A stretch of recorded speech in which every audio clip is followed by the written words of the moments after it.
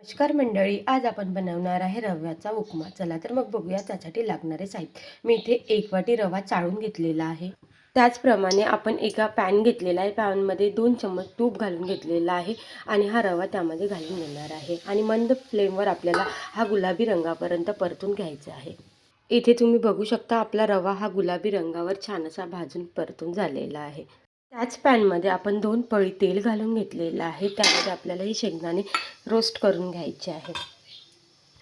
त्यामध्येच मी जिरं मोहरी घालून घेणार आहे आणि ही चना डाळ त्यामध्ये घालून घेणार आहे. 1 चम्मच मी चना डाळ घेतली ती यामध्ये घालून घेणार आहे. इथे मी कढीपत्ता घेतलेला आहे ते यामध्ये घातलेले आहे. त्याच तेलामध्ये आपल्याला बारीक कापून घेतलेली ही मिरची घालून घ्यायची आहे. तुम्ही कमी जास्त करू शकता.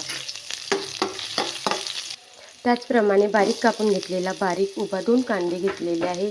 त्याला छान असे बारीक चॉप केलेले आहे ते सुद्धा यामध्ये घालून घ्यायचे.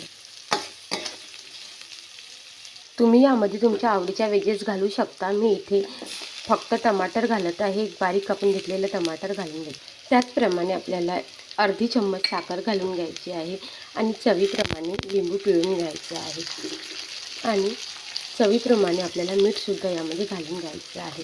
मी इथे 1 वाटी रवा घेतला आहे, त्यामुळे मी इथे 2 वाटी पाणी घालून घेणार आहे.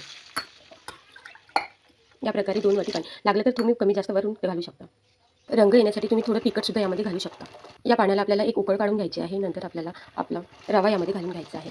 पाण्याला एक उकळ येत आहे, त्यामध्ये मी हा रवा घालून घेणार आहे आणि छान मिक्स करून घ्यायचा आहे. इथे थोडं आपल्याला मिक्स करून घ्यायचं आहे. एकदम टेस्टी आणि झणझणीत असा आपला इथे उपमा रेडी झालेला आहे. तुम्ही बघू शकता एकदम सुटसुटीत उपमा रेडी झालेला आहे. तुम्ही इथे 2 मिनिट वाफ देऊन हा रेडी उपमा खाऊ शकता. Like, share and subscribe. Thank you. आमच्याकडे केला आहे tasty and delicious upma. Like, share and subscribe. Thank you.